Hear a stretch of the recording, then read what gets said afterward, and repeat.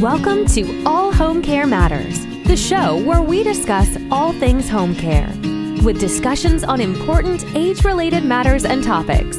Brought to you by Enriched Life Home Care Services, the #1 rated home care provider in Michigan by Top Rated Local.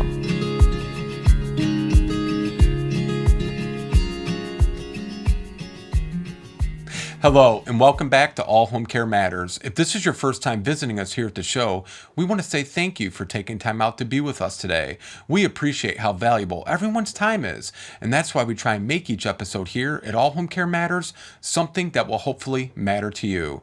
Today, we are honored to welcome a remarkable person, Michael Ellenbogen, global dementia advocate and connector. Welcome, Michael. Thank you for being with us. Well, thank you so much for having me here, Lance. It's our pleasure. You know, Michael, I want to kind of start a little bit with your backstory. This is, I think, the second or third time that we've spoken. And, you know, global dementia advocate and connector. For our viewers and listeners who may not be familiar with your work or your advocacy, what is a global dementia advocate and connector? Well, actually, I didn't create that title. Some people actually came up with that name for me after being out there advocating for this particular cause. I realized early on there weren't many people living with dementia trying to make awareness and to bring change for this. So I slowly started reaching out to a lot of people through LinkedIn, and my connections grew to all over the world.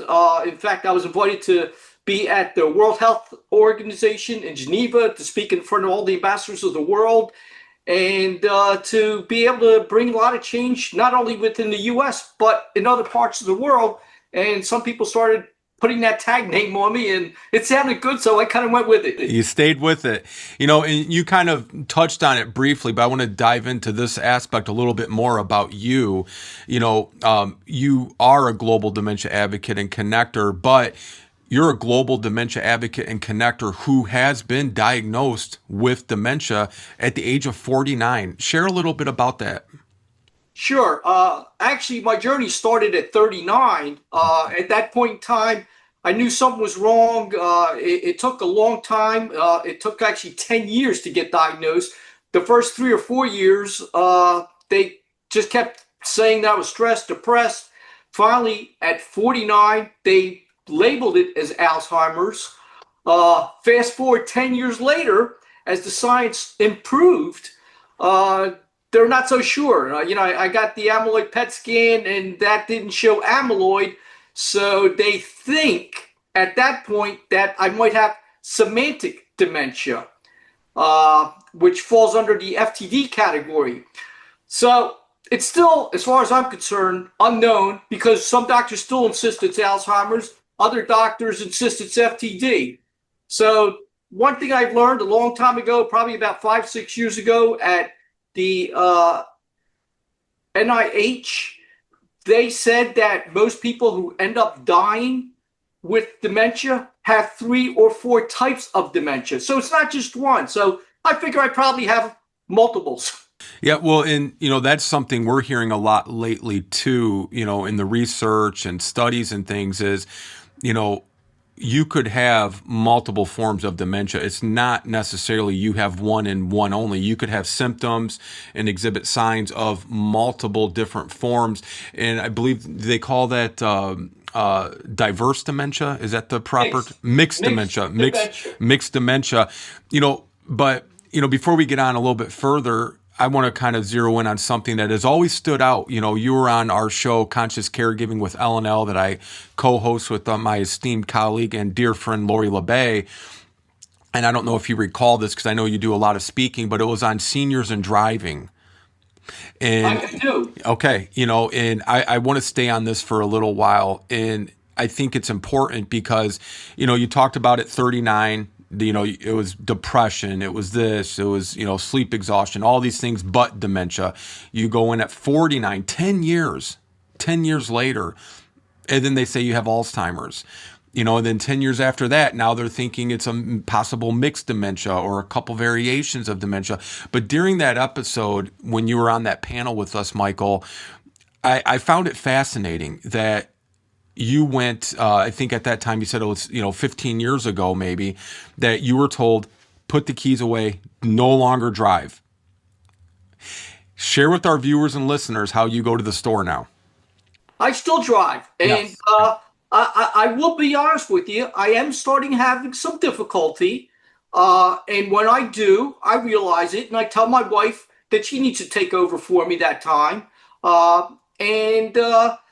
It is harder, but I'm still very capable of driving. In fact, we were out, I guess, about a couple of weeks ago, and some kind of big giant bird just flew right out of the woods. We were on a narrow road, and it came right towards the windshield. And I was able to brake in time and everything else to miss that. And my wife says, "Wow, your reactions are really great." Yeah. So I still do good, and I'd limit my driving a little bit. Sure. But I'm not ready to give up the keys. And, I also want to know that if, God forbid, I do get to a point that I don't recognize I'm having problems, that my keys do get taken away. Yeah. But the part about that, one, I applaud you because you didn't just settle because that's what the doctors told you to do. You didn't agree with it. And you continue driving, and you continue driving safely, and I think, your example you just shared about the bird flying out in front of the car, dementia or no dementia, the healthy person, let's use that term. I don't want to label it that, but for lack of a better way of explaining it, they might have hit the bird, because you get distracted, but that doesn't mean their keys should be taken away either. What was it about that experience for you and your family, Michael, that really has stood out to you all these years later, where you continue driving and you're doing so safely? You're responsible enough to identify, if I don't feel like I'm in a good place to drive, I won't drive, and that's, I feel like, the way everybody should treat driving. But what made you not agree and just go along with the status quo? Because that doctor who, visited with you in his office for that short period of time was ready to take away your, really your ability to get around and your independence in a lot of ways to drive. You didn't go along with it. And I think that's important for viewers and listeners to really understand that doctors are not perfect. And if you don't agree, or you don't feel like it's lining up with what you're experiencing day to day in that short, 15, 20-minute visit you have with that doctor, you don't just settle. Go get another opinion or go get evaluated. Explain that scenario to our viewers and listeners and why that was important and why you made the decision you made to continue safely driving, because you felt like you were more than capable of doing so. I'll tell you, actually, in my case, I was very fortunate because I actually worked with those doctors for 7 days at NIH. Okay. I was their only patient. Wow. But what they did was they gave me instructions to use a machine type driving, I guess something that tries to decide whether you're capable of driving. Well, that's not going to work with somebody with dementia. And I did a lot of studying after that. I spoke with a lot of people who deal with handicapped people and people who have dementia to take. And all those tests are completely unfair to a person who's living with the disease. And that's the problem. I had proven to myself at that point in time. In fact, I drove all the way down to Florida and back just to ensure I was able to do that. My wife agreed that I was able to continue to drive, and she also felt reluctant to let me drive because everybody around her was saying, he shouldn't drive anymore. And they said not that he's a problem now, but he will be in a problem. Well, so are other people who might have a heart attack or something. It's like, how do you know when that time comes? And like you said, it's been so long now, and I've adapted by getting newer vehicles which have newer technology in them. And that technology has made things better for me to be able to be on the road. So I'm slowly adapting to my changes by using technology to help me out even better. Yeah. Yeah. And, I know you're very passionate about motivating people living with Alzheimer's to raise their voices and to help reduce the stigma surrounding the disease. Do you feel like, Michael, if you were 39 today and you went to a doctor, do you think enough progress, awareness, and understanding of dementia has gotten to that point where maybe that same doctor would not advise you to stop driving? I wish I could say it changed, but sadly to say, in the world we live in today, in some states, the minute they put on your record that you have some type of dementia, it's an automatic loss of your license because it's got to be sent to the motor vehicle, the DMV. And I think that is so unfair because that's part of the reason why people are not getting diagnosed. And that's part of the reason why doctors are not labeling people with dementia, because they realize the person's still capable of doing it. And they realize that if they do that, it's going to hurt them even more. And we're just not addressing these things the way they should be addressed. And the answer to that is no, it would not change. And it's sad. Yeah. What, something, do you know Norms McNamara from Purple Angel? Yes, I do. Yeah. We're good friends. Yes. Wonderful, wonderful man. And, another remarkable story and advocate, and I know one of the things that really, I don't know if struggle is the right word or frustration that Norms has is people talk with him and they don't believe he has dementia. I'm going to tell you, I'm sure, because you're so eloquent and, you're right on top of things, you probably experience the same thing. I don't want to say that for you. I'll let you say it. But, if you experience that, what is the most frustrating part about that for you? I get it. I get it. I mean, I could pull a fast one on anybody, but it's so sad because I struggle to remember people's names, people tell me things that are very important and I can't remember what they told me 5 minutes ago. And it's so frustrating to me because I was once so smart and could retain anything. And now it's like so frustrating because I want to go tell my wife what the vendor just told me about something at the house. And I can't even remember what he said. And it takes its toll on you. But you know what? You can't focus on what you can't do anymore and just let it go. Because if you do focus on the negativity, it's just going to bring you down. So you just got to let these things go. And hey, look, this is the way it's going to be. And what can you do? You can't change it. Yeah.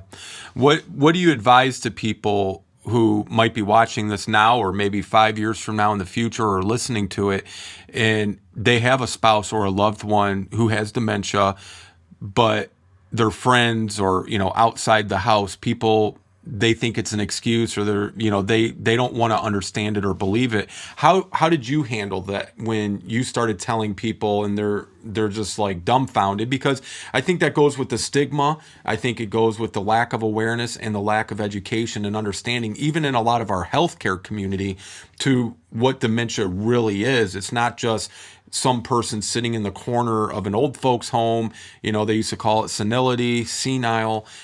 How did you and your family handle that when you were basically sharing the news when you felt it was time with your, circle of friends and, job and things? Well, for me, I like to consider dementia as a road that I'm heading down that's a curvy road. And, you have to kind of just go with the flow of the road. And as things happen, you have to make adjustments. And basically, that's what I do. My wife makes adjustments as we go along. I think it's important to make the awareness because if we don't do that, we're going to be at the point of where cancer was 40 years ago. People used to call it the C word. Well, we're slowly making progress because of people like as myself and Norm and others who are coming out and they're starting to finally get it that we're not just some person in a wheelchair that can't move or anything. Yes, we have our struggles and, with help of people around us, there's still a lot of things we can do. And they should allow us to try to do those things, not take away more things away from us. And that's the key, because the minute you start totally isolating someone from being able to do the things that they want to do, they're just going to spiral down even worse. I'm sure my wife's not happy when I'm out there using the chainsaw but you know what? I have to do those things. I want to do those things. I try to be extra careful and I realize my mind's not always there. I do get hurt hitting things and getting smacked with branches and things like that. But you know what? If you're going to put me in a bubble, I'm not going to have no life and I'm not going to enjoy that either. Right. So I just have to continue trying to do the best that I can and continue to do the things I want to do. Yeah, absolutely. you'd shared with us, this project that you're very passionate about and working on.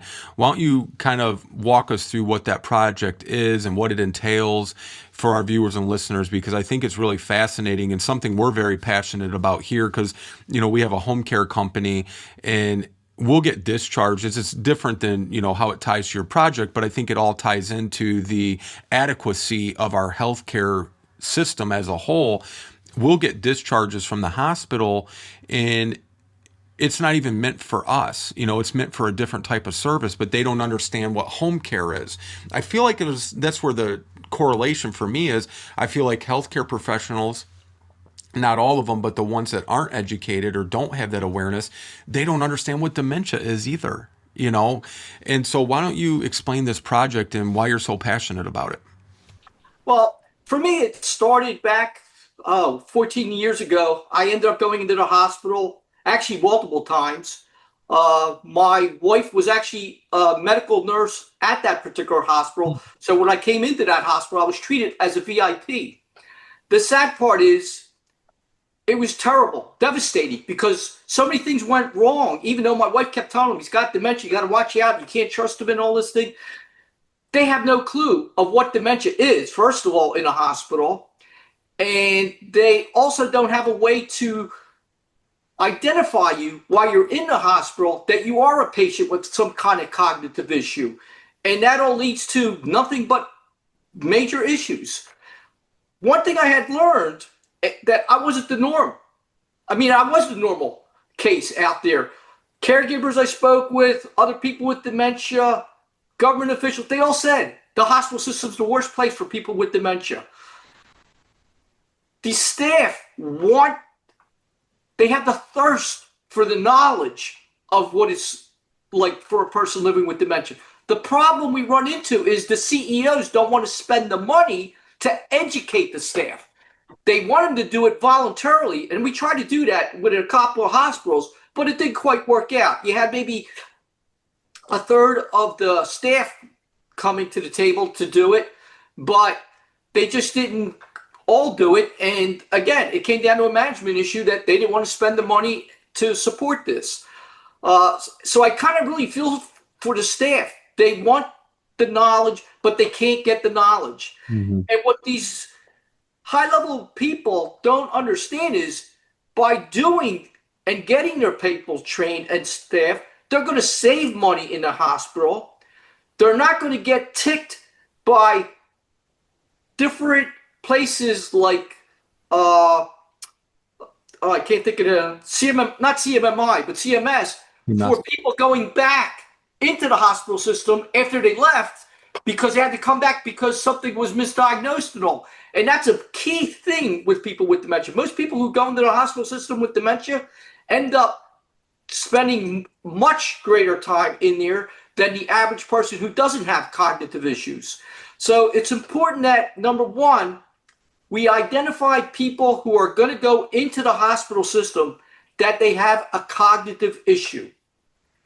Two, what we need to do is identify that to everybody in the hospitals with some sort of a bracelet or something on their door or something that they all know how to treat them. And most importantly, they have to have the knowledge on how to deal with the person in the hospital who has dementia. You can't just trust, that if you're going to ask me, hey, what was wrong with me today or what happened to me a couple hours ago that I'm going to remember. I might make something up and tell you something wrong. Right. That's where the knowledge comes in, and that's where they really don't understand. I mean, we told them over and over, you can't ask me throughout the day what the problem is. You have to ask me in the moments or right after you do something, because I ain't going to be able to remember to tell you how that medication reacted or, whether I had a bowel movement or things like that. They rely on you. Or for that matter, something so simple, how I can place my order to get the food that I want. I have a problem doing that. I need somebody to help and guide me to do that. They take that for granted. They just think they just hand you this menu and you're going to be able to do that. Well, I'm sorry. I can't do something like that. Most cognitive people can't. So it's to their benefit to help these people. And I'm not saying that the hospital is going to identify that you have a problem. They're just going to identify that you have a cognitive issue, and upon discharge, they're going to recommend that you go for some further follow-up after that. And they're also going to ensure that you get the proper medication, that there's going to be somebody there to help you to take those medications. Because a lot of good doesn't come out of sending you home and saying, hey, take these medications. And if I got cognitive issues, I will remember to take the damn medications. So you need to ensure that there's going to be somebody by my side to help guide me to take those medications. Right. Otherwise, I'm going to be right back in that hospital. Such an easy concept. I've now dealt with CMMI. I've dealt with the high people in CMS. I've dealt with some of the brightest people in this industry. They all say this has to happen. I can't find somebody who wants to make it happen. That's the scary part. Every person at the highest level agrees that this has to happen. We need to somehow make this a mandatory thing. We are getting better. I see people coming out with all kind of health recommendation courses for staff. But you know what?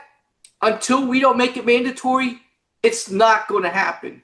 And I also know that a lot of the courses that these people are putting in place are not good enough for what's needed to educate the people. In fact, when I searched out there, I realized there was not one company that can do the proper education when it comes to dementia. It actually takes 3 companies that I'm aware of out there that do a great job, not one by itself, but you have to combine those 3 organizations to come up to make one good course. And I've actually pulled those people together to create a new company that I hope will end up educating everybody, because there isn't anything out there good enough today. And, I've created these people. Now we just need to prove it. I need somebody who's willing to take this on to bring these people into their place, do a study, allow them to educate the staff, and see how much better they improve afterwards. Mike, I want to touch on that for a minute because, talking with various people, a lot of people that you deal with too, a common issue that we all have together is, like you said, there's all these companies out there. And I think that's a good thing, but I also think it could also be detrimental because, if you have all these different options, I think that could be very overwhelming, first and foremost, to a family and people living with dementia.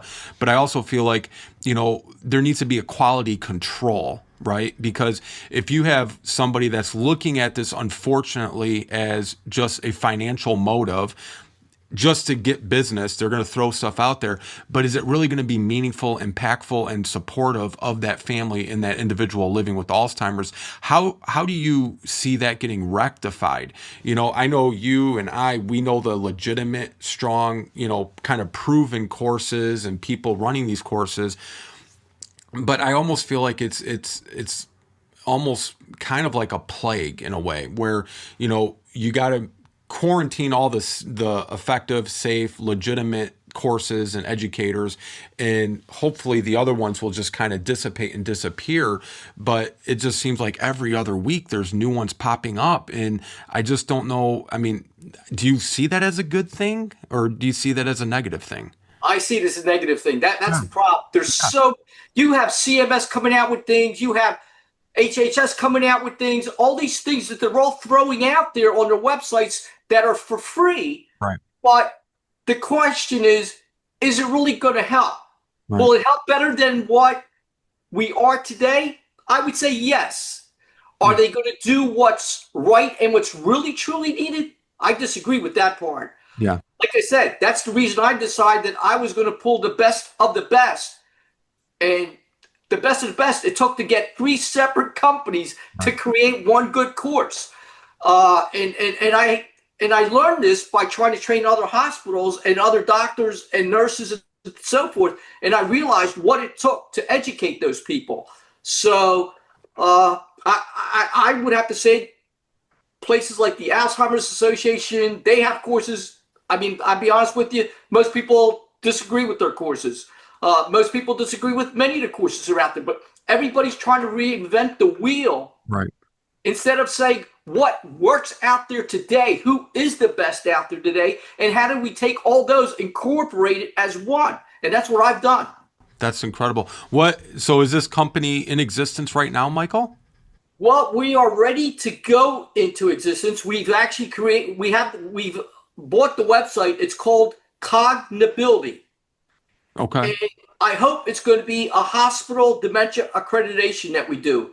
And it's actually a part of 3 companies that I've taken and they, believe it or not, in this day and age, for these companies to be willing to work together, that's a defeat in itself to be able to get these people to come together. Yeah. But the 3 organizations is a company called CARES, which has a dementia 5-step method for hospitals. And that's like an online course that has a lot of material online. And I actually worked with them to improve their actual course. Then you have somebody that is well known out there, Second Wind Dreams. They actually have a program that allows the person to experience what a person with dementia actually deals with. Yes. Once they learn that, they're motivated to want to learn. And I found that so exciting. And they were able to see why the education was so important. And then I got the very best person out there from Positive Approach to Care. Teepa Snow, absolutely. So these 3 people are, to me, the leaders out there in what they do, and they are so willing to help me to guide the rest of the world to come up with the best education that's needed out there. That's incredible. Well, when you're ready to go live, you and I are in touch. You get a hold of my team, and we'll get you guys all on to do a full deep dive into this new course and program to really help amplify its message and get it out there for people, because I think that's so desperately needed. And you're right, to get 3 big companies, people, individuals, all to unite to work together cooperatively, that is a huge undertaking and a big win already for you, because I know you probably will agree with this. Too many times everybody stays in their own silo, right? We're not, we're all on the same farm, but you're in your silo and I'm in mine. And instead of us coming together, we stay apart. And I think that's so defeatist. And, really it's not to anybody's benefit, only to their detriment to, stay isolated like that. Absolutely. We're ready to go. We just had a meeting yesterday. Wonderful. And we're actually going to start to concentrate on finding somebody in North Carolina. And if not North Carolina, our next bet is Georgia. But we want to try to find somebody that who's a CEO who's willing to take the chance on us to make this thing possible. So any help you could do there, that would be great. Yeah. We're ready to move forward. Once we have their first client, we will have the company formed. That's incredible, Michael. Well, congratulations on that. That's exciting. Before we move on and start to wrap up here, I wanted to talk about your book, Corner Office to Alzheimer's. And I just think that, more people need to know about this. The exact title is From the Corner Office to Alzheimer's, written by yourself, of course. I was looking through some of your reviews, Michael, and I want to read one that really stood out to me. This was from Sid, and hopefully I'm pronouncing his last name right, Sid Udowich. And this is one of the Amazon reviews, verified purchase. It's titled Living with Alzheimer's.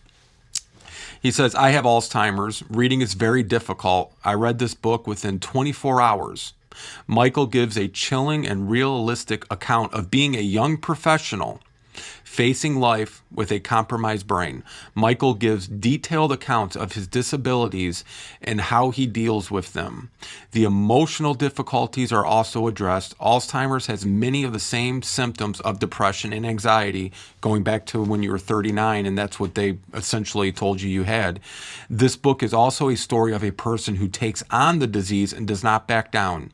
I recommend this to anyone with Alzheimer's that wants more out of life than just giving in to to the disease. I recommend this to professionals, especially in those who are diagnosed with dementia, because tests alone can be deceptive. The interview is so important because one has to understand the severity of the disease.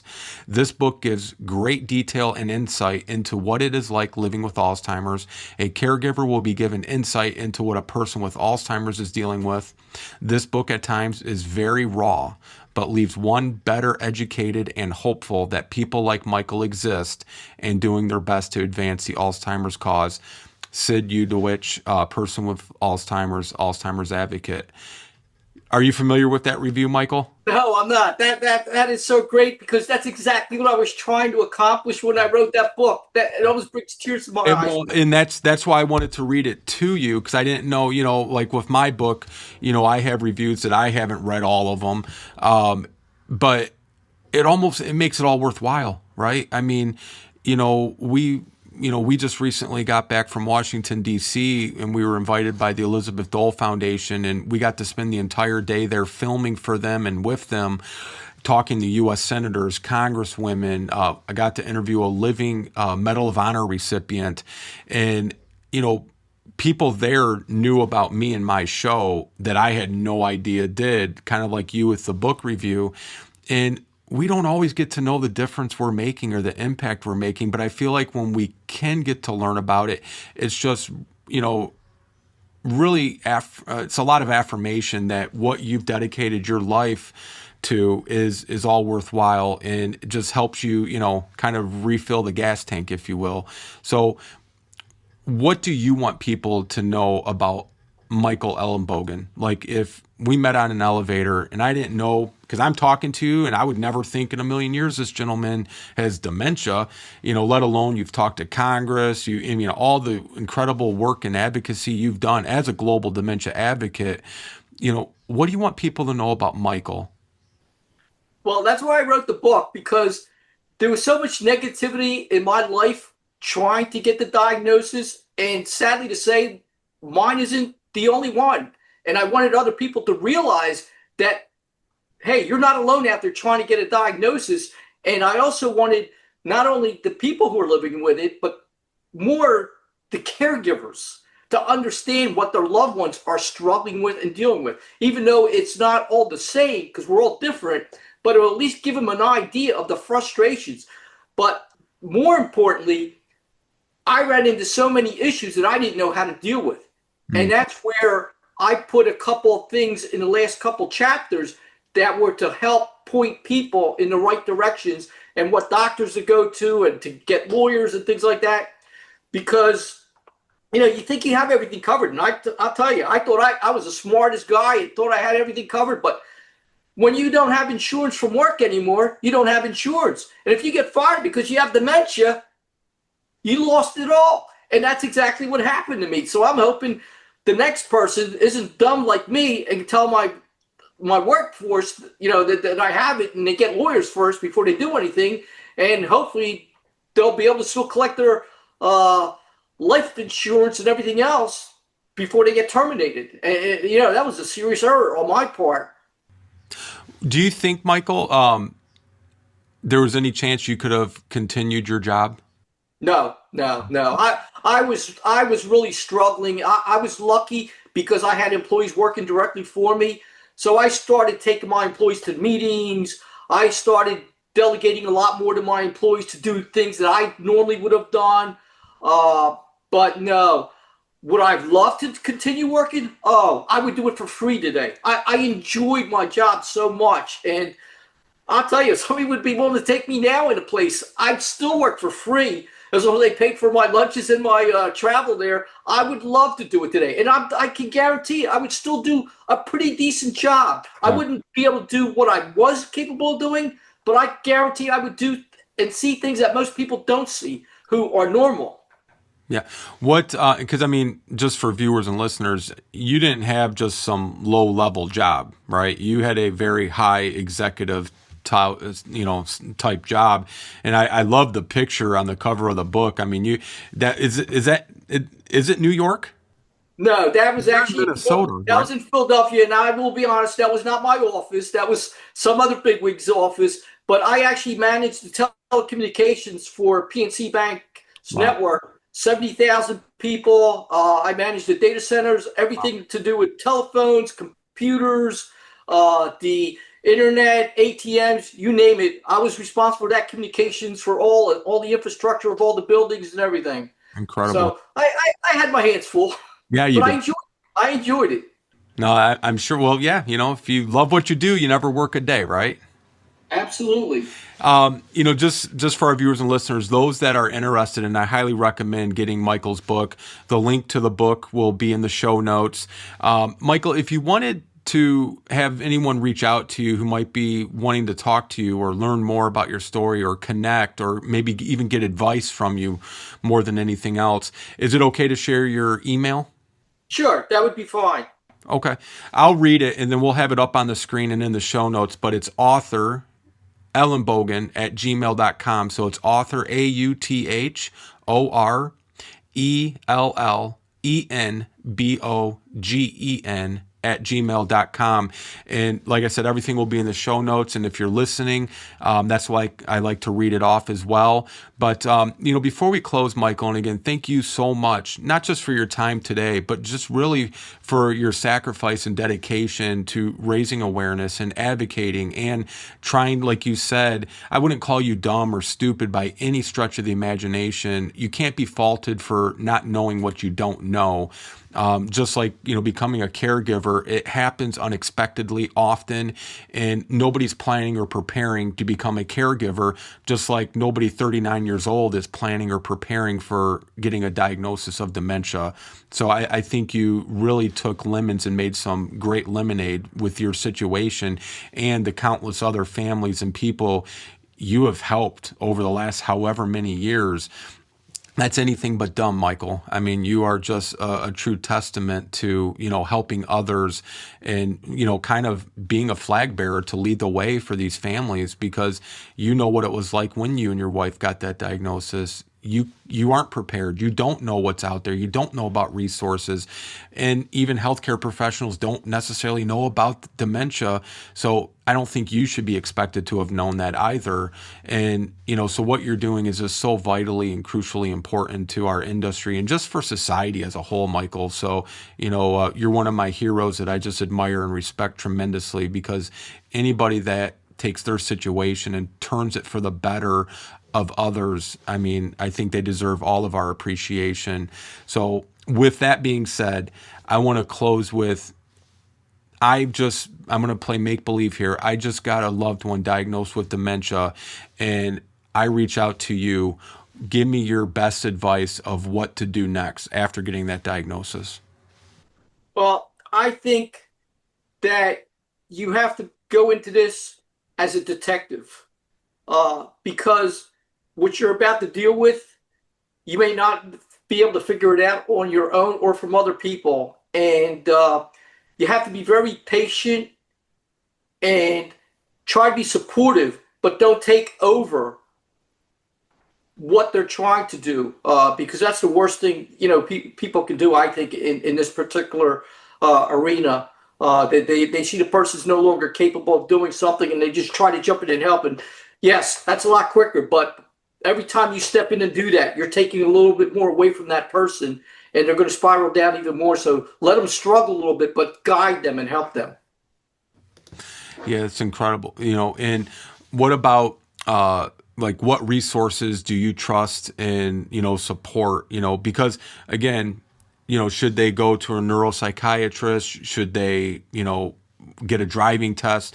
What advice in those first, few days and weeks after that diagnosis, what things should they be at? What should be at the top of their list?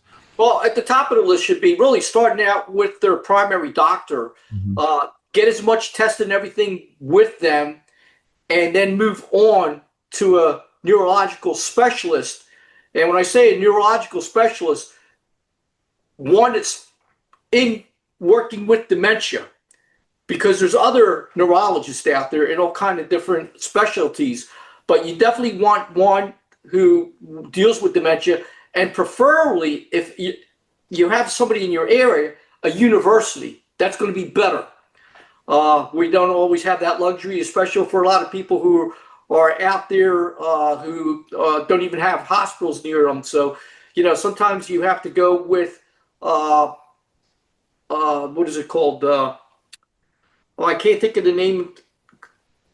They're under the guide unit, the new guide unit under they're memory care units. Memory care unit. Right. There's like little places that specialize in that. They're good. I will tell you, there's some better people there than some of your doctors, because that's all they're focused on is training with memory problems. So that's probably a good place to turn to if you don't have a good neurologist near you. Okay. Well, thank you so much, Michael. And again, appreciate all the work you're doing. I can't wait to see more about this new company you guys are going to be launching. Like I said, we'd love to have you guys back to, help bolster the awareness to it and, talk about it and share that resource with our viewers and listeners. And, but anytime we can help support the incredible work you're doing, let us know. And it's just great to speak with you again today. And we'll look forward to talking to you again in the future. Thank you so much, and I really appreciate everything you're doing to make this awareness. It's very important for everybody out there because we all know somebody with a dementia or a friend or somebody, and if we don't, you will search sometime. Yeah, absolutely. Well, thank you, Michael Ellenbogen. Thank you. Thank you for joining us today here at All Home Care Matters. All Home Care Matters is here to help families as they navigate these long-term care issues. We invite you to visit us at allhomecarematters.com, where there's a private, secure, fillable form where you can give us feedback, show ideas, or if you have questions. Every form is read and responded to. And remember, you can listen to the show on any of your favorite podcast streaming platforms or watch the show on our official YouTube channel. Just make sure that you hit that subscribe button so that you never miss an episode. We'd also like to say thank you again to Michael Ellenbogen for joining us today. We look forward to seeing you again here at All Home Care Matters. Thank you for joining us today. We look forward to you joining us again on another episode of All Home Care Matters. To learn more about the show and to connect with us, visit us at allhomecarematters.com.